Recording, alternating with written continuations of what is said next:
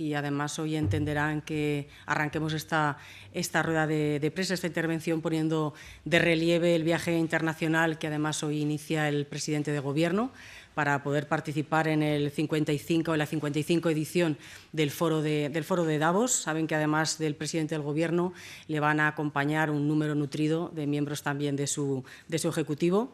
España, además, llega a esta cita, llega a esta edición en un gran momento. Los datos los conocen todos ustedes, buenos datos en materia de empleo y, sobre todo, también en atracción de inversiones extranjeras. Hoy, en estos momentos, nuestro país es el motor económico de Europa y, además, un motor que conjuga no solamente récord desde el punto de vista del crecimiento y del empleo, sino también con responsabilidad fiscal, reducción de la desigualdad y fortalecimiento de los derechos. Un modelo que el presidente del Gobierno, evidentemente, aprovechará durante estos días para ponerlo en valor y, sobre todo, también en contraposición a aquellos que defienden el sálvese quien pueda y el modelo de los recortes.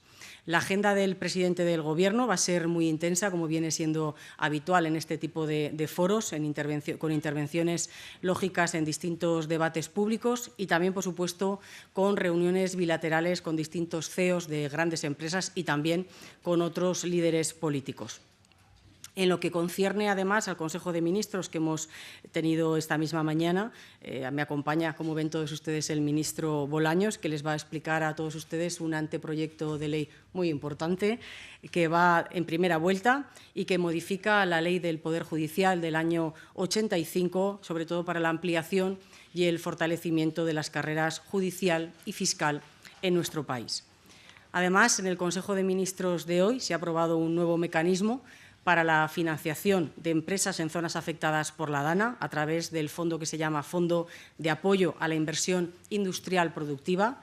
Estamos hablando de una dotación de 650 millones de euros para las empresas pequeñas, medianas y grandes empresas que estén allí asentadas o que también, por supuesto, quieran invertir en esas zonas afectadas por la DANA. Y les avanzo además que esta inversión, estos 650 millones, se tratan de préstamos al 0% del tipo de interés y además con 3 años de carencia.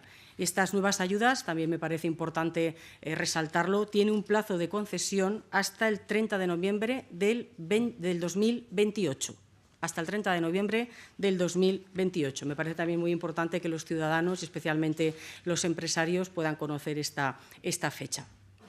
En otro orden también de cosas, de lo aprobado hoy en el Consejo de Ministros, hemos dado hoy también el visto bueno al Real Decreto que permite el desarrollo normativo y, por tanto, la ejecución del Real Decreto Ley 9/2024 del 23 de diciembre, que incluye, entre otras cuestiones, la revalorización de las pensiones y otras prestaciones de la Seguridad Social. Ustedes lo han conocido desde el primer momento, la anterior legislatura, y también está el compromiso del Gobierno de España con la revalorización, por supuesto, de las pensiones que hemos hecho efectiva y que, además, no solamente hemos revalorizado las pensiones conforme al coste de la vida, sino también queremos terminar la legislatura con esa hucha de nuevo llena con más de 30.000 millones de euros. Una cifra que me parece importante o un ejemplo que me parece además muy pedagógico. Imagínense un pensionista que pueda tener en estos momentos una pensión media de 1.090 euros. Si se estuviese aplicando el modelo que dejó el anterior Gobierno del Partido Popular, ese pensionista hoy percibiría 1.109, es decir, de 1.090 a 1.109, es decir, una subida de 19 euros. Con este modelo de revalorización de pensiones aprobado por este Gobierno, ese pensionista de 1.090 euros hoy está percibiendo 1.360 euros, es decir, 270 euros de incremento frente a los 19 que le corresponderían con el anterior modelo del anterior Gobierno del Partido Popular. Y, además, en el propio Consejo de Ministros, y ya como último punto, el ministro Planas ha presentado la Estrategia Nacional de Alimentación, cuyo objetivo es mostrar a España como lo que es, como una potencia alimentaria mundial. Queremos, por tanto, consolidar ese papel y, a la vez, también fortalecer también la influencia de nuestro país en la toma de decisiones a nivel europeo. Únicamente y también a modo de recordatorio, España es hoy el cuarto país exportador de alimentos de la Unión Europea y el séptimo del mundo. Y somos el país, además, con mayor renta agraria, con 37.759 millones de euros en 2024. Por tanto, entenderán el compromiso y la importancia que este Gobierno le da a este sector, que es un sector clave en nuestro país. Y estos son, por tanto, los distintos puntos que hemos debatido hoy en el Consejo de Ministros, y le daré la palabra al ministro Bolaño para que les haga una exposición más extensa del anteproyecto de ley. Muy bien, buenos días a todos y a todas. Muchas gracias, ministra portavoz. Quiero presentarles a todos ustedes, por eso comparezco hoy en esta rueda de prensa, una modificación de la Ley Orgánica del Poder Judicial y del Estatuto Orgánico del Ministerio Fiscal para la ampliación y el fortalecimiento de la carrera judicial y fiscal. Quiero agradecer en primer lugar al Gobierno en su conjunto. Es un anteproyecto de ley, en este caso, que tengo el honor de elevar al Consejo de Ministros y tengo el honor de presentarles, pero que es el resultado del trabajo del Gobierno en su conjunto, del Gobierno de coalición en su conjunto, y que ha dado como resultado el anteproyecto que les voy a presentar inmediatamente.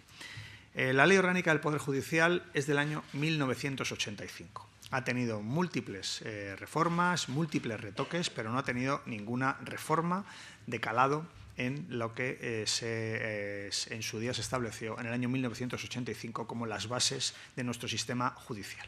Y, por tanto, creo que una ley orgánica del Poder Judicial del año 85, que después de 40 años no había tenido ninguna reforma, digamos, de calado, creo que 40 años después conviene que adaptemos en línea con la Ley de Eficiencia, el Servicio Público de la Justicia, que ya es una realidad, que ya está en el BOE. Creo que es hora de que adaptemos a las necesidades del siglo XXI cuál es la Ley Orgánica del Poder Judicial.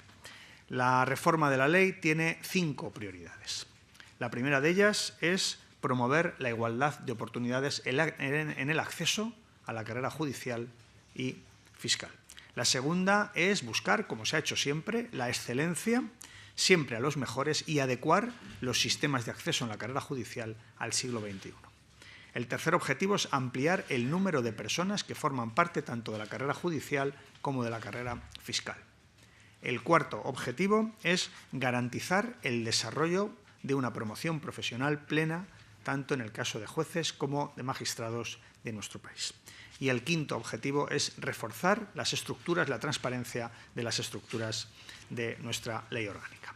Por tanto, si les parece, se lo explicaré en cada uno de los bloques las medidas más relevantes de cada uno de estos aspectos. El primero de los bloques, garantizar la igualdad de oportunidades en el acceso a la carrera judicial y fiscal.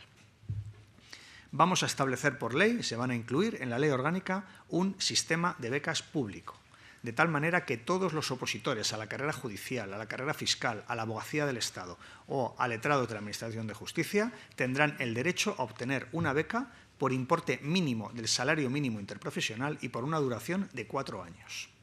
Estas becas se convocarán anualmente y vienen a garantizar, a blindar por ley, un sistema de becas que ya hemos establecido durante este Gobierno, que ha sido el Gobierno de Pedro Sánchez quien ha puesto en funcionamiento un sistema de becas, las becas seré fiscal, seré juez, seré abogada del Estado, que en este momento benefician a casi 1.000 opositores por un importe anual de 8.000 euros. Bien, pues estas becas multiplicamos el número de beneficiarios, multiplicamos también la cuantía de la beca y, por tanto, garantizaremos por ley que los opositores a los altos cuerpos de la Administración de Justicia perciban al menos el salario mínimo durante 4 años para poder prepararse, con independencia de la renta de su familia, poder prepararse bien el acceso a la carrera judicial y a la carrera fiscal.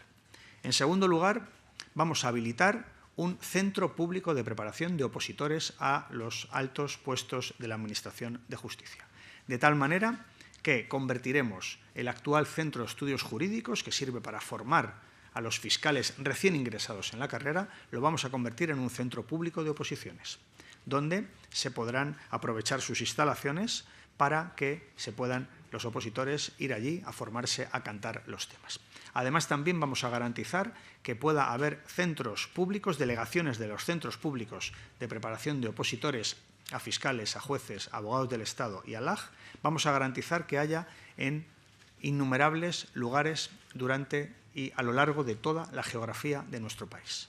Vamos a hacerlo con edificios propios del Ministerio de Presidencia, Justicia, Relaciones con las Cortes, con convenios con otras instituciones, para que cualquier opositor en cualquier provincia de nuestro país pueda tener un centro público de preparación de opositores, lo pueda tener cerca y pueda acudir a sus instalaciones.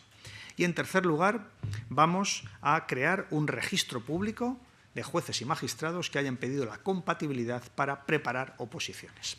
Y este registro público también será una herramienta útil para los distintos opositores en nuestro país, que podrán saber por provincias cuáles son los opositores que han pedido la compatibilidad y que la han recibido y que se les ha admitido esa compatibilidad. Podrán conocer por provincias los diferentes opositores cuáles son los preparadores de cada provincia. Por tanto, creo que con estas políticas garantizamos la igualdad de acceso y la igualdad de oportunidades para acceder a las carreras fiscal, judicial, abogacía del Estado y LAG, y, desde luego, no puede ser un impedimento la baja renta de tu familia. Si tienes talento, si te esfuerzas, si estudias, puedes ser juez, puedes ser fiscal, puedes ser abogado del Estado o puedes ser LAG. Estas becas públicas que vamos a instaurar por la ley lo van a garantizar. Segundo de los bloques, que tiene que ver con la adecuación de los sistemas de acceso a la carrera judicial y fiscal, adecuación a las necesidades actuales. Queremos adecuar las oposiciones a la realidad del trabajo que llevan a cabo jueces y fiscales en nuestro país. Lo cierto es que el trabajo de los jueces y magistrados de nuestro país es, sobre todo, escribir y razonar en derecho. Y, sin embargo, no hay ninguna prueba en la oposición que valore la habilidad para escribir, para relacionar conceptos jurídicos. Por eso, hasta la fecha no había ningún ejercicio escrito y vamos a instaurar un ejercicio escrito en la oposición de la carrera judicial. De tal manera que quedará un tipo test, una prueba oral y ahora una prueba escrita. Garantizamos con esto que la habilidad memorística de conocerse los 300 y pico temas que forman parte de la oposición se garantiza, pero también garantizamos habilidades de los opositores en la redacción y en la relación de conceptos jurídicos en un examen escrito. Por tanto, creo que en la práctica servirá para aumentar el nivel de los opositores que accedan a la carrera judicial. Sustituimos, insisto, una prueba que hoy es oral, la sustituimos por una prueba que es escrita. También vamos a hacer un cambio en el cuarto turno. El cuarto turno, saben ustedes que es la otra puerta de acceso a la carrera judicial. Está el turno libre, la oposición, y el cuarto turno que se estableció en la ley del 85. Este cuarto turno hoy significa que juristas de reconocida competencia que llevan más de 10 años de ejercicio profesional pueden también acceder a la carrera judicial. Y lo hacen a través de la evaluación de méritos y luego de una prueba que es un dictamen. El orden de estas pruebas es importante porque vamos a agilizar y mucho la selección de los opositores, de los candidatos, en el cuarto turno para acceder a la carrera judicial. De tal manera que, primero, en lugar de evaluar los méritos, que normalmente son currículums muy voluminosos, que se tarda mucho tiempo, vamos a hacer primero la prueba escrita y, por tanto, solo se evaluarán los méritos y los currículum de aquellos candidatos que hayan superado la prueba escrita. Y, por tanto, creemos que vamos a agilizar enormemente la duración de los procesos de cuarto turno para acceder a la carrera judicial. Y, por último, adoptamos una medida también de sentido común, que es cualquier prueba escrita será anónima. Todos los exámenes escritos estarán anonimizados de tal manera que se garantice la igualdad de oportunidades de todos los candidatos a acceder a la carrera judicial y a la carrera fiscal. El tercer bloque de medidas que contiene la ley son las que tienen que ver con ampliación del número de fiscales y de jueces y magistrados en nuestro país. Creo que es una reivindicación muy conocida de distintos organismos, en concreto el Consejo General del Poder Judicial, pero también otros, que tenemos que aumentar el número de jueces y de magistrados en nuestro país. Y a esto va dirigido las medidas que adoptamos en este anteproyecto de ley. Queremos que haya efectivos suficientes para que la justicia sea ágil, para que las cargas de trabajo sean razonables y para que, por tanto, los ciudadanos, porque la justicia es un servicio público, los ciudadanos puedan tener derecho a una resolución judicial en un tiempo razonable. Por eso, lo que vamos a hacer es regular el cuarto turno de una manera diferente al modelo actual. El cuarto turno, cuando se estableció en el año 1985, quiso definirse de esa manera como que de cada 4 personas que ingresaran en la carrera judicial, 1 de ellos lo haría por el cuarto turno y 3 de ellos por el turno libre de oposición. Sin embargo, el modelo no ha funcionado en la práctica. En la práctica, hoy, lo que tendría que ser que un 25% de los jueces y magistrados de nuestro país tuvieran origen en el cuarto turno, la práctica, la realidad, es que hoy solo el 9,33% de los jueces de nuestro país provienen del cuarto turno. De modo y manera que la obligación de que 1 de cada 4 jueces provinieran del cuarto turno, que se establecía en la Ley del 85, no se ha venido cumpliendo en la práctica. Por tanto, para garantizar que el cuarto turno tiene las plazas que la ley establece, las oposiciones por el turno libre, la oposición y por el cuarto turno serán anuales y simultáneas. De tal manera que si salen 300 plazas del turno libre, saldrán simultáneamente 100 plazas del cuarto turno, para garantizar el cumplimiento de la Ley Orgánica del Poder Judicial y de que 1 de cada 4 jueces provengan del cuarto turno. En segundo lugar, establecemos también un cuarto turno, un nuevo sistema de acceso a la carrera fiscal, a través de un cuarto turno, que también será ocupado por profesionales de reconocida competencia que lleven más de 10 años de ejercicio profesional. Y en tercer lugar, existe en nuestro modelo judicial actual, existe una figura que es la de los jueces sustitutos y la de los magistrados suplentes. En concreto, hay casi 1.000 jueces sustitutos en este momento, 913, y hay casi 300 fiscales sustitutos, 298. Bien, la Comisión Europea nos obliga a regularizar el empleo temporal de jueces sustitutos, magistrados suplentes y fiscales sustitutos. Hemos recibido 2 cartas ya de la Comisión Europea, una en julio, otra en octubre, donde en un procedimiento de infracción que tiene abierto España nos piden que regularicemos esa temporalidad excesiva en la carrera judicial y en la carrera fiscal. Por eso, vamos a establecer un procedimiento extraordinario de regularización de jueces sustitutos, magistrados suplentes y fiscales sustitutos.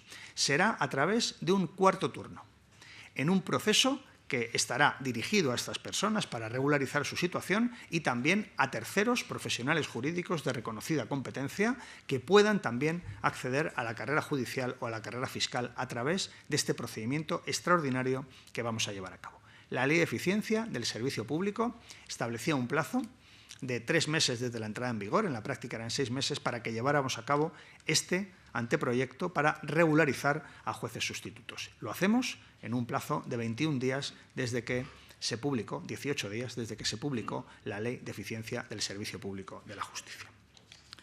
Cuarto bloque de medidas que contiene la reforma de la Ley Orgánica del Poder Judicial.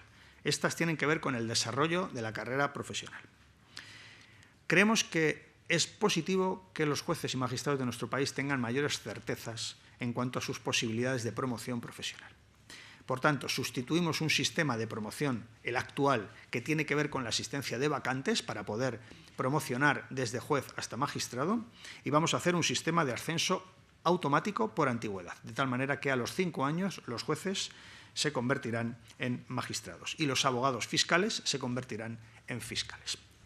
Además, vamos a mejorar también los procesos de promoción de unos jueces que, por una situación difícilmente explicable, están en peor situación para promocionar, que son los jueces de lo mercantil y los jueces de violencia de género, que se les considera que pertenecen a juzgados mixtos y por eso tienen menores posibilidades de promoción. Igualamos a los jueces de lo mercantil, los jueces de violencia de género, para que puedan promocionar en igualdad de condiciones con el resto de sus compañeros.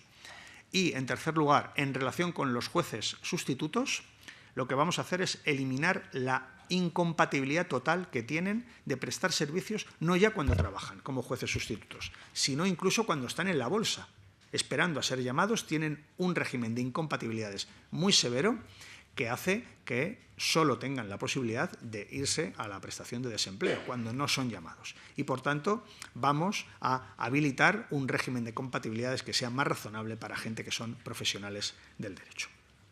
Y, en quinto lugar, el último de los bloques de la ley contiene otras medidas que paso a relatarles.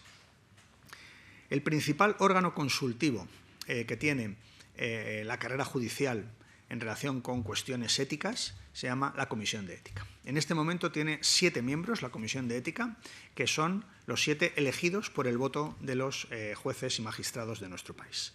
Vamos a ampliar la Comisión de Ética a 9 miembros. De los 9 miembros, 5 seguirán siendo elegidos por jueces y magistrados de nuestro país y habrá 4 personas, catedráticos de ética, de filosofía del derecho o de filosofía moral, que serán elegidos por las Cortes Generales. En segundo lugar, en las elecciones a las salas de gobierno, hubo elecciones para los puestos gubernativos en diciembre del año pasado. En las elecciones a las salas de gobierno de los principales tribunales de nuestro país, vamos a establecer la posibilidad del voto telemático. Vamos, por supuesto, a pasar página de lo que fue el voto delegado, que yo creo que no se adapta a los requisitos que hoy por hoy tiene que tener una elección en el siglo XXI, y además vamos a establecer que cada juez, cada magistrado podrá votar a un candidato para formar parte de las salas de gobierno. Además de que los mandatos de las salas de gobierno vamos a reducirlos de 5 a 3 años. Y por último, vamos a regular también la financiación de las asociaciones judiciales profesionales, de tal manera que vamos a excluir fuentes de financiación privada a las asociaciones judiciales profesionales.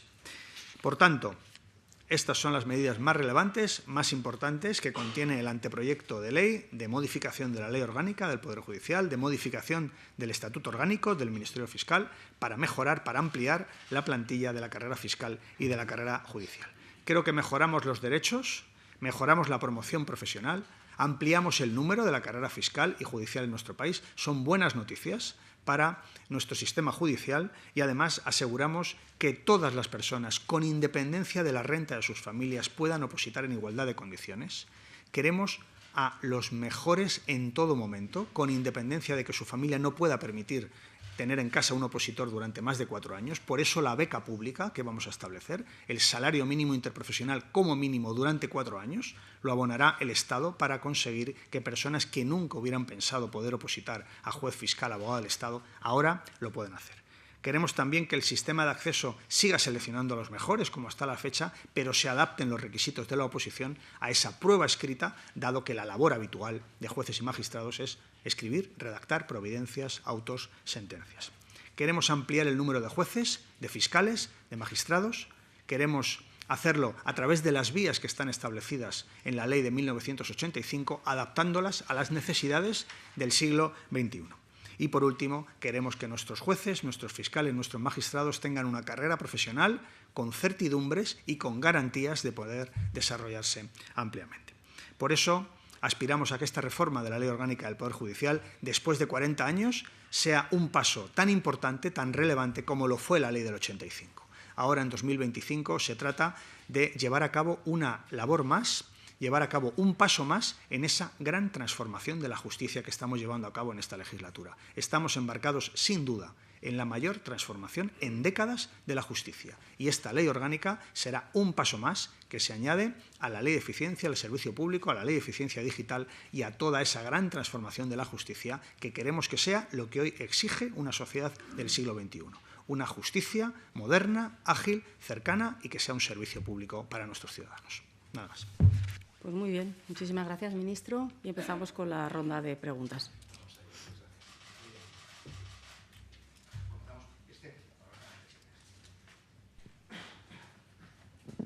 Gracias, buenas tardes. Quería preguntar en primer lugar a la ministra portavoz. Ministra, ¿cómo interpreta el Gobierno las palabras de Trump sobre España y los BRICS? ¿Creen ustedes que fue un error? ¿Cómo interpretan las amenazas sobre los aranceles? Y también, ¿qué valoración hace de su afirmación sobre el gasto militar en España? Ahí no cabe interpretación porque fue claro en que estábamos gastando muy poco. Y luego quería preguntar al ministro Bolaños varias cuestiones. Ministro, primero, por la reforma que usted presenta hoy, quería preguntarle cómo cree que van a acoger las asociaciones judiciales esta reforma. Esa sería la primera pregunta.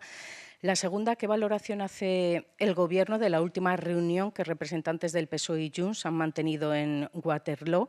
Y saber si de ese encuentro, al menos el Gobierno se trae la garantía de que mañana Junts apoyará ese decreto para prorrogar las medidas económicas. Y ya una última cuestión, ministro, ¿cómo valora usted cómo se trató a Elisa Mulliá? ¿Cree que debería actuar el Consejo General del Poder Judicial? Gracias. Cuando quieras tú, ministro. Muy bien, pues muchas gracias. Esta modificación de la Ley Orgánica del Poder Judicial es un paso de gigante en la modernización de la justicia en nuestro país, un paso de gigante. Hemos informado a las asociaciones judiciales, hemos informado también, ayer mismo tuve la oportunidad de hacerlo con la presidenta del Consejo General del Poder Judicial. Es un avance, sin ninguna duda, en lo que necesitamos para construir la justicia del siglo XXI. Son mayor número de jueces, mayor número de fiscales, mayor número de magistrados, mayores oportunidades de promoción profesional, garantía de que se cumplen los requisitos de número, tanto en el ingreso por el turno libre como en el ingreso por el cuarto turno, un cumplimiento de un requerimiento de la Comisión Europea, que también lo hace la Ley de Eficiencia, que es la regularización de jueces sustitutos y fiscales sustitutos. Es decir, es un avance absolutamente esencial en la modernización de la justicia del siglo XXI. Y, por tanto, hoy traemos en primera vuelta la ley. Por supuesto que abrimos ahora el periodo de consultas, escucharemos, como hemos hecho durante todo el tiempo que hemos sido titulares de esta cartera, escucharemos a todo el mundo. Todas las mejoras que se puedan hacer a este anteproyecto de ley las escucharemos, las estudiaremos, las analizaremos, pero sin duda quedémonos como lo que es un avance, un paso de gigante en la modernización de la justicia en nuestro país. Y me hace una segunda pregunta dirigida a mí sobre un interrogatorio, unas declaraciones que conocimos ayer. En primer lugar, le quiero mostrar la preocupación porque este tipo de imágenes se filtren y sean de conocimiento general. Unas cuestiones tan sensibles, tan íntimas, que se hayan filtrado y todo el mundo pueda tener acceso a esas imágenes y a esas declaraciones. Eso me preocupa. Me gustaría que este tipo de filtraciones que con tanta frecuencia se producen no se produjeran, porque realmente estás afectando a la sensibilidad y a cuestiones muy íntimas de personas que están incursas en un procedimiento judicial.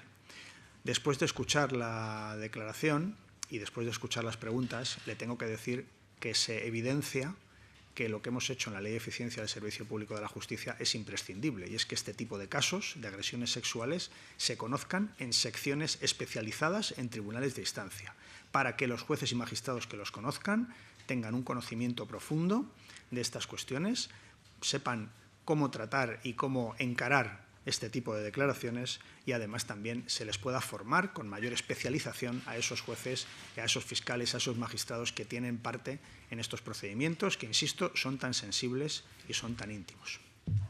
Pues, si me permites, ministro, y seguramente ya no solamente como ministra portavoz, a mí sinceramente ver las imágenes que hemos podido ver todos los ciudadanos como mujer me han dolido mucho, me han dolido profundamente. Y además, reafirmando lo que decía el ministro, esa facilidad y esa normalidad en las filtraciones, la verdad es que generan preocupación, sobre todo porque en los juicios, y especialmente cuando estamos frente a juicios de temáticas tan delicadas, lo que se deben es valorar las pruebas y, sobre todo, no cuestionar a las víctimas. Y por eso le tengo que decir que como mujer me he sentido muy dolida y tengo la impresión de que es un sentimiento, esta sorpresa y este sentimiento tan incómodo el que hemos tenido especialmente muchas mujeres en este país. Sobre la reunión que usted le preguntaba al ministro Bolaños también, sobre esa reunión o no de dos partidos políticos, en este caso Junts y el Partido Socialista, si se ha producido o no esas reuniones, lógicamente tendrán que confirmarlas o desmentirlas los dos partidos políticos, tanto Junts o bien el Partido Socialista, y no desde luego en esta mesa. También les diré, viene siendo la tónica habitual que se dan a conocer y se explican con absoluta transparencia cuando se llegan los distintos acuerdos. Pero ya les digo, a quien le corresponde confirmar o no la existencia de esas reuniones, en este caso son a los distintos partidos políticos. Sobre las diferentes preguntas que usted me ha hecho, evidentemente España no es un BRIC, no es un país emergente. Y Desconozco si bueno, esa afirmación realizada por el presidente Trump es una confusión o no, pero lo que sí que les puedo confirmar es que España no es un BRIC. También, además, ya que usted me pregunta sobre esto, me va a permitir que en primer término, aunque ya lo ha hecho el presidente del Gobierno, traslade también en nombre del Gobierno de España la felicitación y el reconocimiento al nuevo presidente de Estados Unidos. Eso, por un lado. En segundo término, que me parece también muy importante, España y, por tanto, Europa miramos a Estados Unidos como un aliado natural. Y, desde luego, además, nosotros como país hemos mantenido y vamos a hacer todo lo posible para seguir manteniendo esa relación estratégica con Estados Unidos y especialmente con ese vínculo transatlántico que tenemos. Con respecto, por supuesto, al tema de los aranceles, porque además ustedes conocen perfectamente, lo decía al inicio de mi rueda de prensa, que España es un socio fiable y, sobre todo, es el principal motor económico en estos momentos en la Unión Europea. Y, de hecho, incluso los últimos intercambios comerciales, dentro de esas buenas relaciones comerciales que mantenemos con Estados Unidos, en la década se han duplicado. En esta última década se han duplicado y, por tanto, como les decía, vamos a seguir trabajando para afianzar esa estrecha relación que hemos tenido hasta ahora también con la Administración estadounidense. Y con respecto a la cuestión que me formalizaba también sobre la presencia de España en la OTAN. Ustedes saben que España forma parte y es miembro de la OTAN desde hace 40 años. 40 años. Y, además, hemos mostrado desde el primer momento que somos un socio, le decía, fiable, responsable y, sobre todo, comprometido. De hecho, en estos momentos tenemos desplegados más de 3.800 hombres y mujeres. Es verdad que en misiones de paz y muchas de ellas, además, dentro de la misión de la OTAN. Y, por tanto, el compromiso de España con la OTAN es absolutamente claro y firme. Y, de hecho, si hablamos del porcentaje de inversión, España en este momento es el 8º país contribuyente del total de 32 países que estamos estamos dentro de la OTAN. Por tanto, vamos a seguir con con ese compromiso que llevamos mostrando con solidez, como les decía, desde hace ya más de 4 décadas.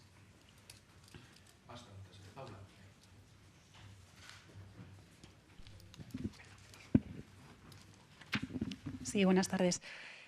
Bueno, no quieren confirmar si hubo o no reunión ayer con Junts, pero sí le quería preguntar al ministro Bolaños, ya que es uno de los principales negociadores del Gobierno.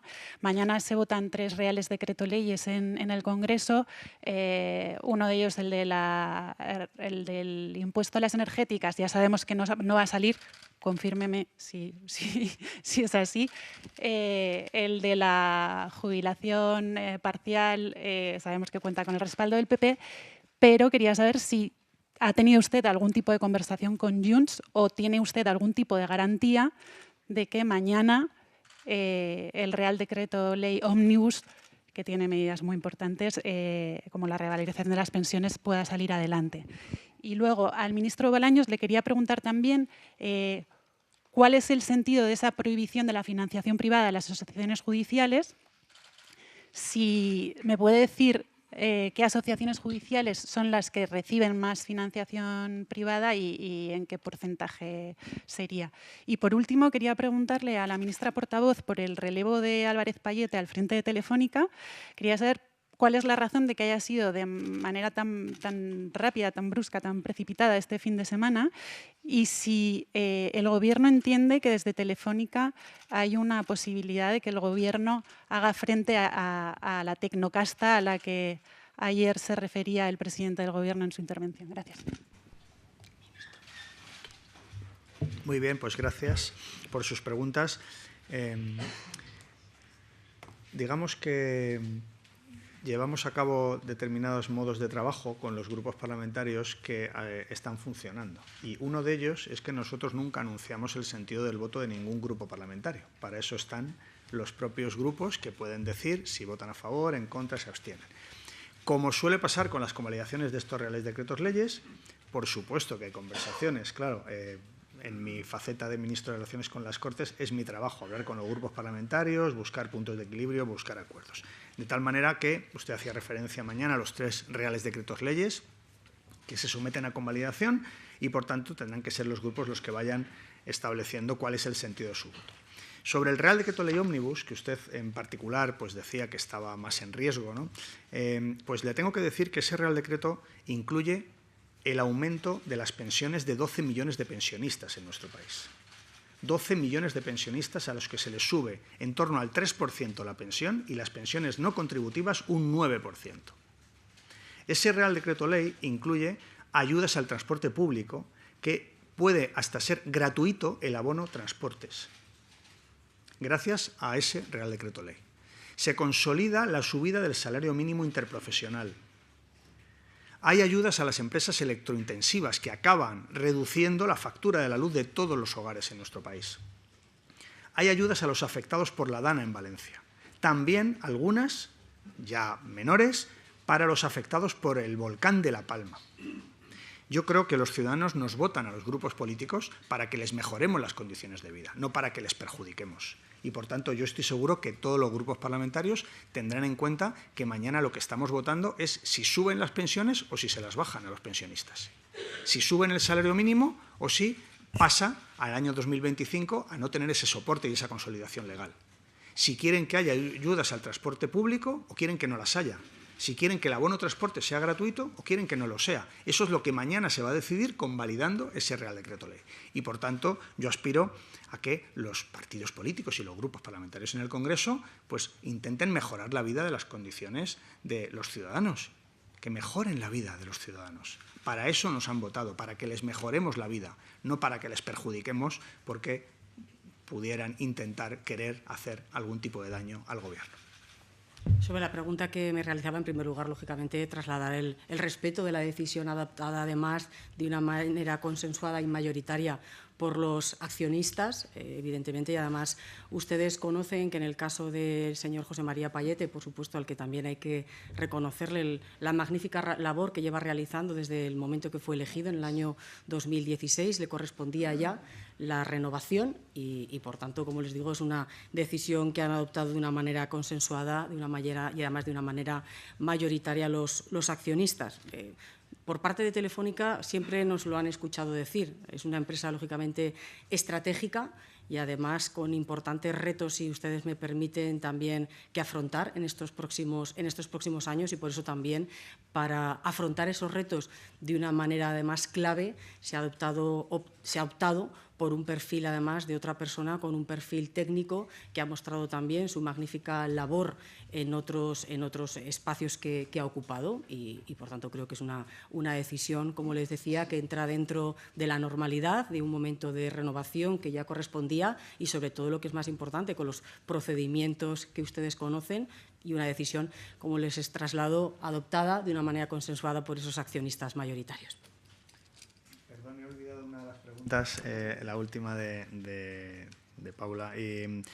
A ver, que regulemos la financiación privada de las asociaciones judiciales profesionales creo que va en línea de garantizar, no por supuesto la imparcialidad, que eso nadie lo pone en duda, sino también la apariencia de imparcialidad. Y yo creo que la financiación privada de determinadas asociaciones, cuando obviamente luego esas empresas, esas compañías pueden acabar incursos en procedimientos judiciales, pues a mí me parece que la financiación de esas asociaciones se ha de producir con las cuotas de sus asociados y de sus socios y también, en su caso, financiación pública. Pero creo que es importante garantizar esa imagen de apariencia de imparcialidad.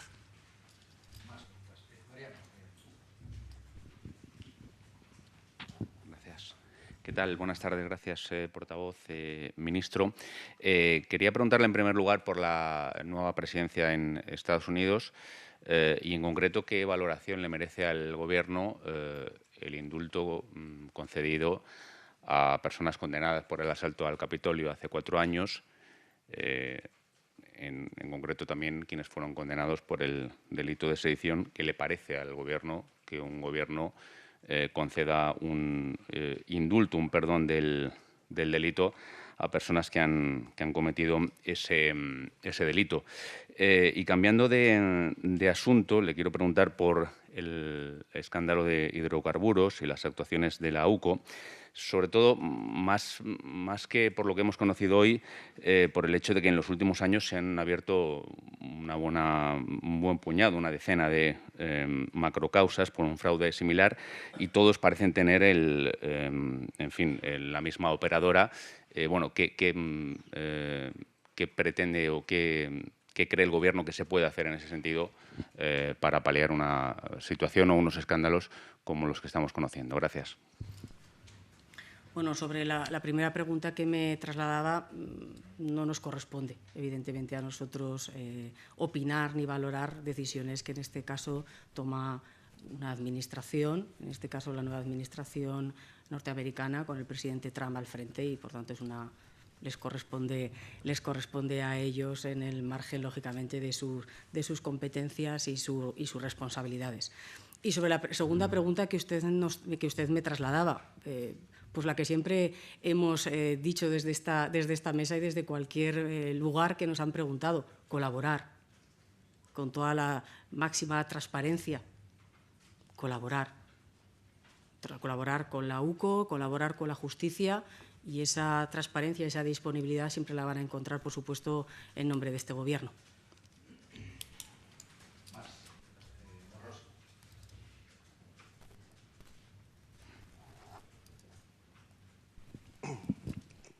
Muchas gracias, muy buenos días.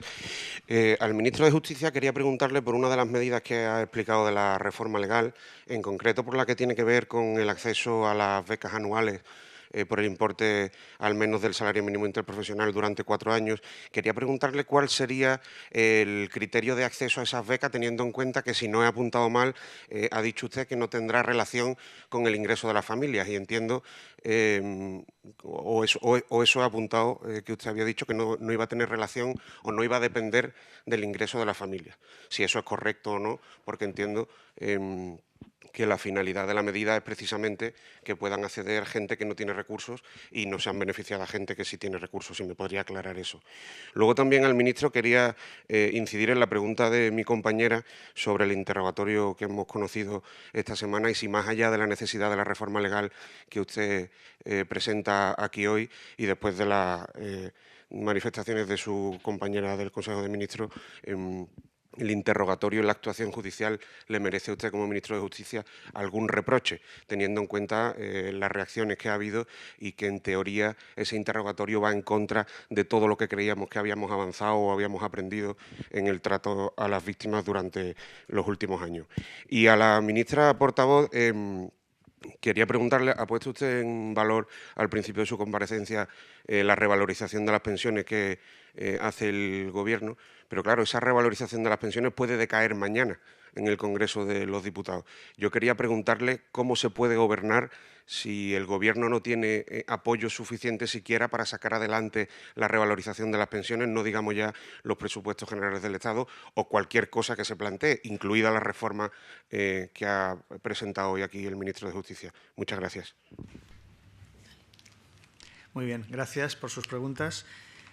Las becas que van a ser una realidad en la ley orgánica para poder preparar las oposiciones a juez, a fiscal, a abogado del Estado o a LAG son obviamente becas dirigidas a opositores cuyas familias tengan rentas bajas o medias. Y los requisitos se establecerán en el momento oportuno, pero ya el modelo que tenemos del sistema de becas en el Ministerio de Justicia hoy, donde, insisto, hay casi 1.000 beneficiarios que ya están percibiendo una beca por importe de 8.000 euros anuales. Desde luego, mientras yo sea ministro de Justicia, el importe de las becas se va a aumentar. Yo ya lo he duplicado, pero lo vamos a seguir aumentando. Vamos a seguir ampliando el número de beneficiarios, pero esto no se trata de que el sistema de becas públicas para opositores a la carrera judicial, fiscal y abogacía del Estado dependa de la sensibilidad de un ministro de Justicia o de un color político de otro. Esto tiene que ser una realidad por ley.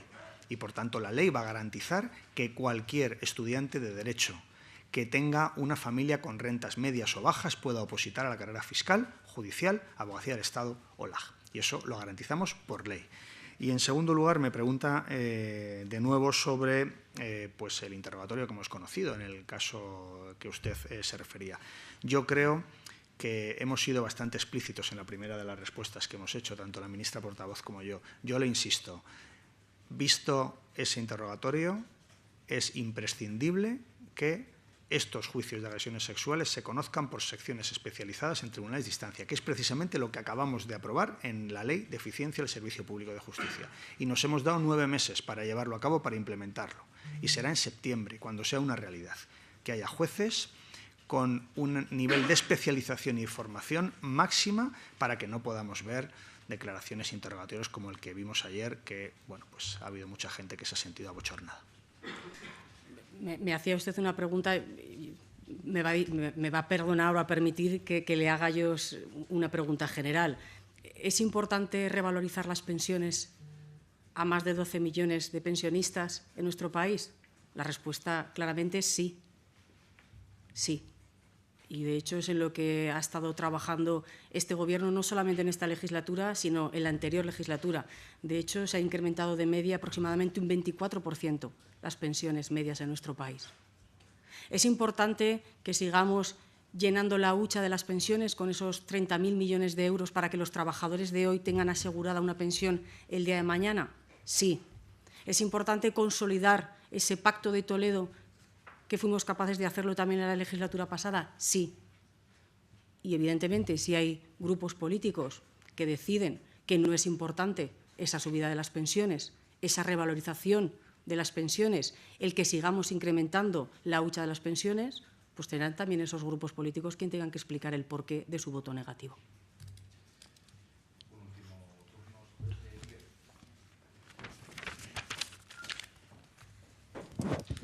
Sí, buenas tardes. Muchísimas gracias. Un par de preguntas.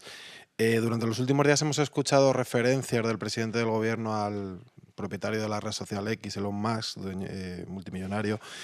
Desde hace un tiempo hay muchos colectivos y personas que están abandonando esta red social. Hoy mismo lo ha hecho Sumar al completo. Ayer se le vio haciendo un saludo aparentemente nazi durante la investidura de Trump. No sé si baraja el Gobierno dejar de usar esta red o qué relación mantener con esta red social a la vista de todos los acontecimientos. Y, por otro lado, este sábado fueron expulsados de la ciudad de Dakhla, en el Sáhara Occidental, 3 ciudadanos españoles, entre ellos un periodista de Público. Me gustaría saber si el Gobierno va a realizar algún tipo de petición de explicaciones a Marruecos por esta actuación y qué le parece la situación. Muchísimas gracias. Bueno, empezando por el final, lo obvio y lo claro, la libertad de prensa como algo esencial a defender. Y, además, sobre la cuestión concreta que usted nos traslada, el periodista, saben que además fue atendido incluso por nuestra propia embajada. Y sobre la segunda pregunta que usted me realizaba, la decisión de distintos ministros de continuar en la plataforma, en la red X, es una decisión personal. De hecho, ustedes conocen que hay ministros y ministras que, de hecho, nunca han tenido Twitter o ahora mismo pertenecen a la red X. Así que esto es una decisión que voluntariamente elige, bueno, pues cada ministro o cada ministra, y además saben que, bueno, pues lógicamente la información que trasladamos desde el Gobierno de España, evidentemente seguimos trasladándola a través de todos los distintos, desde los distintos canales de información y desde las distintas plataformas digitales. A partir de ahí, como les digo, máximo respeto a que cada miembro del Consejo de Ministros decida si continúa o no en las diferentes plataformas digitales. Y fíjese, yo sobre la cuestión que ha sido tan comentada, ¿no?, del saludo que vimos ayer, es verdad que él mismo ha reconocido que en ningún momento buscaba, ¿no?, asimilarse a ese saludo nazi, pero también es verdad que no deja de ser curioso que con la cantidad de formas de saludar que haya utilizado esa que, hombre, tiene un parecido bastante inquietante, lógicamente, a los saludos nazis. Dicho esto, yo creo que él ha sido el mismo que ha reconocido que al menos no era esa su intención. Muy bien, pues muchas gracias. Buenos días.